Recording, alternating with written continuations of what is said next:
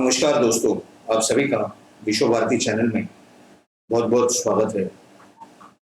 दोस्तों, आज भारत के प्रधानमंत्री श्री नरेंद्र मोदी जी ने वो दांव खेला है, वो पासा फेंका है जो ये विरोधी पक्ष हो, कांग्रेस हो, ओवैसी की एमआईएम हो, बहुजन समाजवादी पार्टी हो, समाजवादी पार्टी हो या फिर पंजाब की कुछ पार्टियां हो, माफ कीजिए, ये सभी के सब चारों खाने चित हो चुके हैं।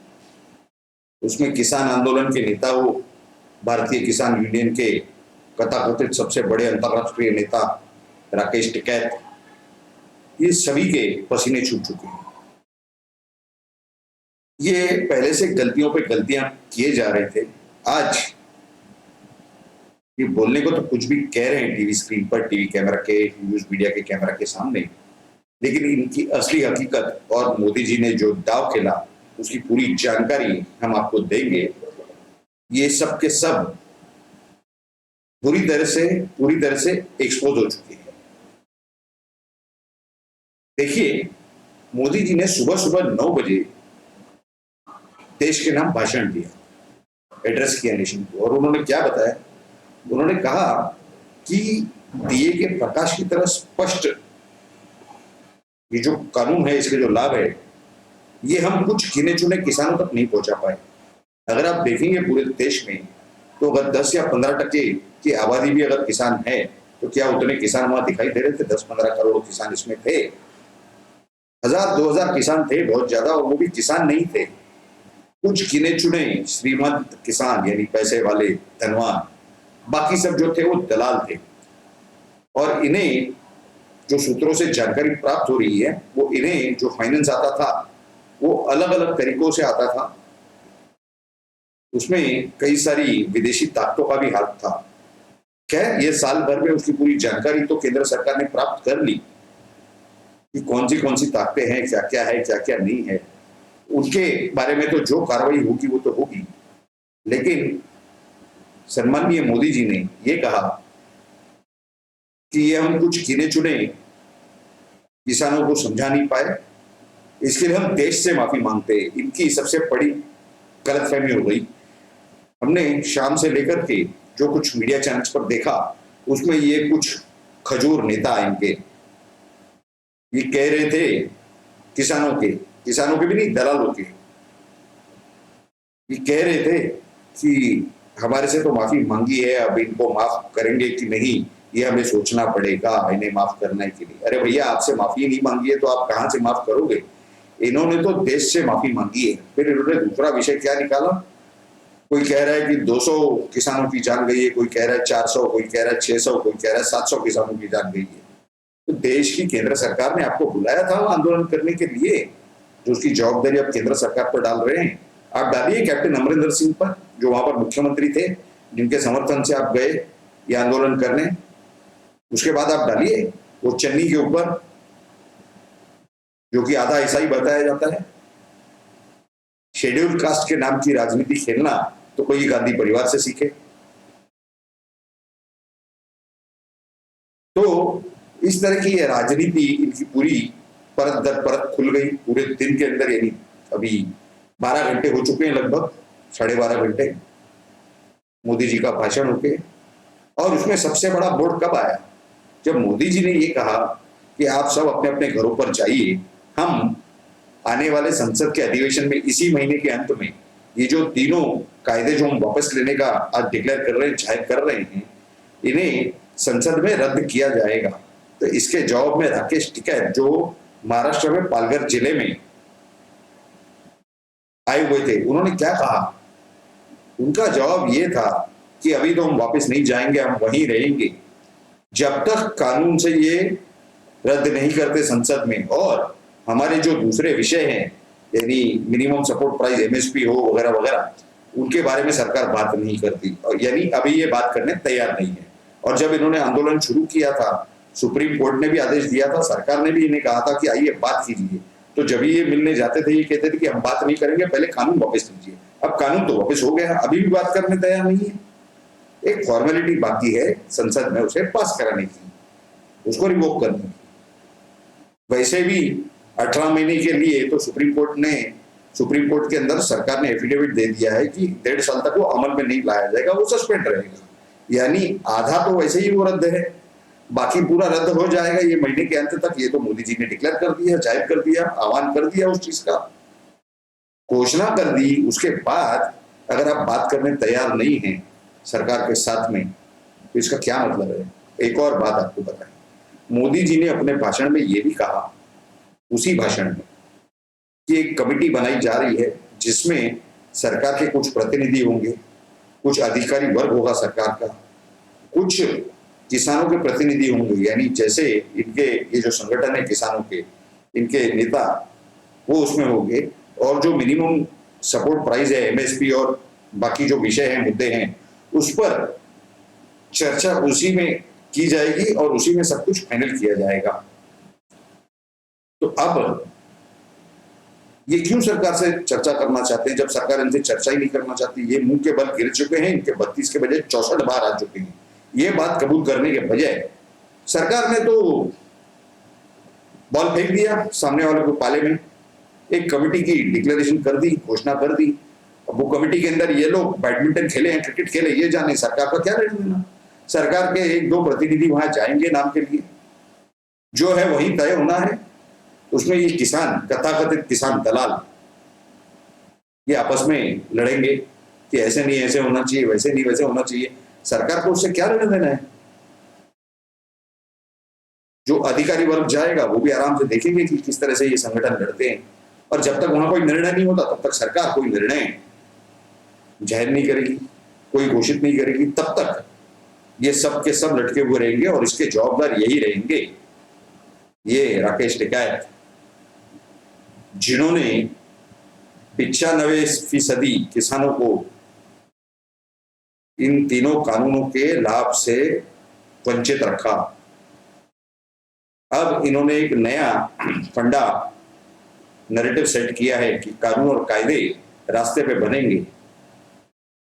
तो महाराष्ट्र में भी वैसे ही होगा। महाराष्ट्र में कांग्रेस की सरकार है, ये कांग्रेस के ही लोग हैं ना, राकेश टिकैत वगैरह।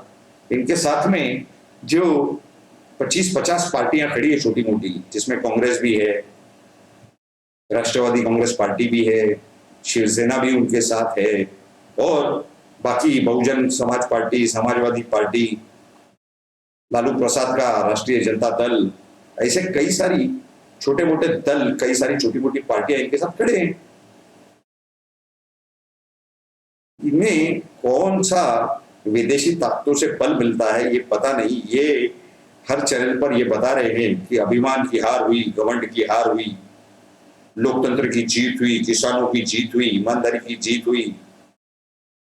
इस तरह से जीत हुई। आपने 95% किसानों को उनके लाभ से वंचित तो रख दिया, कानून बनने के बावजूद उसे कानून को सस्पेंड करा दिया और अभी उस कानून को खत्म करवा दिया। तो ये तो लोकतंत्र की तो जीत हुई। आप कितना भी कह दीजिए कि आने वाले चुनाव में जो उत्तर प्रदेश, पंजाब में होने जा रहे हैं, वहां पर चुनाव में हार की डर से मोदी जी ने ये सब कर दिया, लेकिन हकीकत ये नहीं है। हकीकत ये है कि अभी आपके पास कोई रास्ता नहीं है। सरकार ने जो एक बार घोषणा कर दी कि आपके साथ बात ही नहीं करनी है, उन्होंने तो एक कमेटी की घोषणा कर दी। अब वो कमेटी जाने, आप लोग जानो, आप वहां पे खेलते रहिए टेबल टेनिस या बैडमिंटन, आप 10 साल तक खेलते रहिए, सरकार का क्या लेना देना? सरकार ने आपको आपके ही हथियार से मारा है। आप किसके साथ खड़े थे? कांग्रेस के साथ खड़े थे। ये दलाल नेता, ये दलाल ही है, ये कोई किसान नहीं है। इसमें से कुछ 25-50 अगर किसान निकल गए धनवान तो बस वही है, बाकी तो सब दलाल। जो ओरिजिनल ईमानदार किसान, वो तो अपने खेत में खेती कर रहा है, क्योंकि वो धनवान नहीं है। उसका घर वाले क्या खाएंगे अगर वो खेती नहीं करेगा? तो वो सब अपने अपने घरों में और अपने अपने खेतियों में व्यस्त है एक साल से। उसमें से कोई एक ईमानदार इंसान या एक भी कोई बंदा वहां दिल्ली बॉर्डर हो, यूपी दिल्ली का बॉर्डर हो, पंजाब दिल्ली का बॉर्डर हो, कहीं नहीं भटका, न फिरका वहां पर कोई। ये तो मीडिया के साथ मिलकर के देश को गुमराह कर रहे हैं।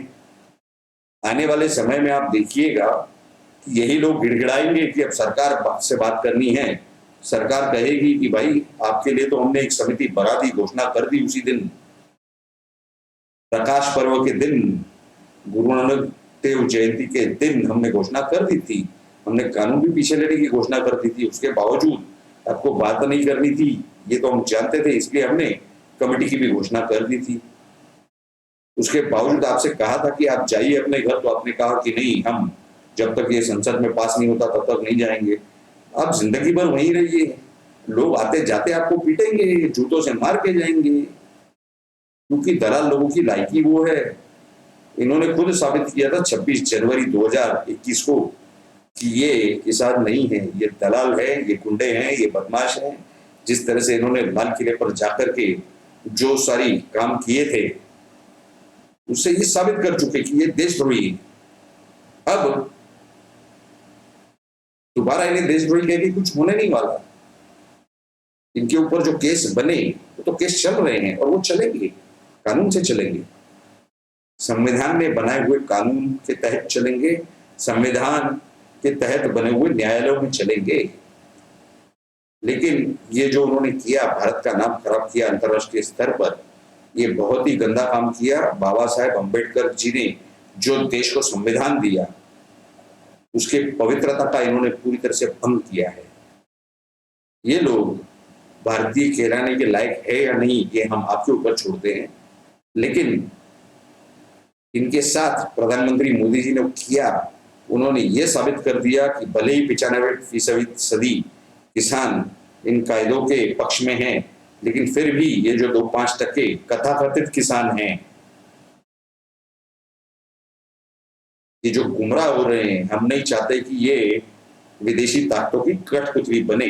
आपको पूरा भाषण YouTube पर चैनल है प्रधानमंत्री नरेंद्र मोदी जी का, आप नरेंद्र मोदी टाइप कीजिए, आपको उसके ऊपर पूरा मिलेगा।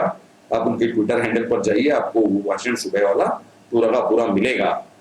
तो कोई भी भारतीय इंसान विदेशी ताकतों की कठपुतली बने, गुमराह हो, ये देश के प्रधानमंत्री नहीं चाहते। उन्होंने ये साबित किया कि न सिर्फ उनका सीना या छाती 56 इंच की है, उनका दिल भी 56 इंच का है। उन्होंने एक परिवार के मुखिया होने के नाते ये सही कदम उठाया, देश हित में, संविधान के हित में, जनता के हित में, और हम उनके इस ऐतिहासिक कदम की प्रशंसा करते हुए नहीं थकेंगे। क्यों? क्योंकि उन्होंने जो किया, उनके एक भाषण से, एक छोटे से भाषण से, एक छोटी सी घोषणा से ये जितने सांप सपोले हैं, ये अपने अपने घरों से निकल आए और खुद को एक्सपोज कर दिया। आने वाले चुनाव में जिन्होंने खुद को एक्सपोज किया है, उन्होंने ही पिटना है। तो इस तरह का ऐतिहासिक कदम मोदी जी ने उठाया। उन्होंने सही वक्त पर, सही समय पर ये जाहिर किया देश के सामने कि उन्हें भारत के हर व्यक्ति की चिंता है और हर व्यक्ति के लिए वो केयर करते हैं। ये सबसे बड़ा कदम उनका था। देश के इतिहास में ऐसा हुआ नहीं, जब गोरक्षा के कानून के विषय में साधुओं ने आंदोलन किया था। आपको अगर याद होगा तो इंदिरा गांधी तभी प्रधानमंत्री थी, उन्होंने इन साधुओं के ऊपर गोलियां चलवा दी। उसमें जो उनके सबसे मेन महाराज थे, उनका नाम अभी हमें याद नहीं आ रहा है, उन्होंने इन्हें शाप दिया था। वो दिन था गोपाष्टमी का, और जिस दिन इंदिरा गांधी की, उन्होंने ये कहा था कि आपके पूरा खानदान गोपाष्टमी के दिन ही बर्बाद होगा। अगर आप इतिहास टटोल के देखेंगे तो जिस दिन इंदिरा गांधी की मृत्यु हुई उस दिन गोपाष्टमी का दिन था, और जिस दिन राजीव गांधी की मृत्यु हुई वो दिन भी गोपाष्टमी का दिन था। खैर, ये जो है अपने अपने नसीब के भोग हैं, जिनके नसीब में लिखा हुआ है वो जरूर भोगेंगे। लेकिन प्रधानमंत्री मोदी ने एक ऐसा ऐतिहासिक कदम उठाया है जिसके लिए हम उनका धन्यवाद करते हैं। और उन्होंने ये सभी 2 मुंह और 10 मुंह वाले सांपों को एक्सपोज करके रख दिया, क्योंकि ये वही लोग हैं जो लोग कश्मीर में इंटरनेट बंद है करके चिल्ला रहे थे कलम 370 जब वहां पे हटाया गया। लेकिन महाराष्ट्र में 3 जिलों में पिछले 8-10 दिनों से इंटरनेट बंद है, जहां पर इन्हीं पार्टियों ने दंगे करवाए। और इनकी खुद की वहां सत्ता है। इन्होंने खुद इंटरनेट भी बंद करवाई। उस विषय में कोई मानवीय अधिकार नहीं। कश्मीर में सबके लिए मानवीय अधिकार है क्योंकि वहां मुस्लिमों की आबादी है ज्यादा। लेकिन ये अमरावती हो, महाराष्ट्र का मालेगांव हो, नांदेड़ हो, जहां पर इन्होंने दंगे करवाए, औरंगाबाद हो, वहां पर कोई किसी के मानवीय अधिकार नहीं है। वहां के जो विद्यार्थी विद्यार्थिनियां हैं उन्हें 20-20, 25-25 किलोमीटर ऑनलाइन क्लास अटेंड करने के लिए इंटरनेट घर में नहीं होने की वजह से उन्हें दूसरे जिलों में जाना पड़ता है, आजू बाजू आस पड़ोस के। तो इस तरह के ये दोगले मुंह वाले, 2 मुंह 25 मुंह वाले इस सांपों को एक्सपोज कर दिया। इसके लिए फिर से दोबारा हम मोदी जी को बहुत बहुत धन्यवाद कहते हैं और आप सबके सामने ये हमने जानकारी रखने का अपना कर्तव्य समझा। इसके लिए हमने आपके सामने ये पूरी जानकारी रख दी कि किस तरह से लोकतंत्र की और भारत के संविधान की, यानी भारतीय लोकतंत्र और भारतीय संविधान की जीत हुई और ये जो देश के विरोधक, देश के कंटक लोग हैं, इनकी किस तरह से हार हुई है देशद्रोहियों की, ये पूरी जानकारी आपके सामने रखना हमने अपना कर्तव्य समझा था। इसीलिए हमने आपके सामने ये पूरी जानकारी इसी वीडियो के माध्यम से रखी है। आप सभी को ये कंटेंट कैसा लगा, ये पूरी जानकारी कैसी लगी, इस विषय में आप जरूर आपकी राय हमें नीचे कमेंट करके बताइए। और अगर आपको हमारा ये वीडियो अच्छा लगा हो तो जरूर इसे लाइक कीजिए और सभी के साथ शेयर कीजिए। आपने अब तक सब्सक्राइब नहीं किया है तो हमारे इस चैनल को जल्द से जल्द सब्सक्राइब कीजिए और सब्सक्राइब बटन के बाजू में जो बेल आइकन का स्विच है उस पर क्लिक करके ऑल नोटिफिकेशन यानी सभी नोटिफिकेशन को ऑन कर दें ताकि आपको सबसे पहले हमारे वीडियो की और हर एपिसोड की नोटिफिकेशन मिल सके और आप सबसे पहले हमारा वीडियो देखकर, एपिसोड देखकर सही सही जानकारी सबसे पहले प्राप्त कर सके। आप सभी लोगों ने इस वीडियो को पूरा अंत तक देखा, इसके लिए आप सभी का बहुत बहुत धन्यवाद। भारत माता की जय। जय हिंद।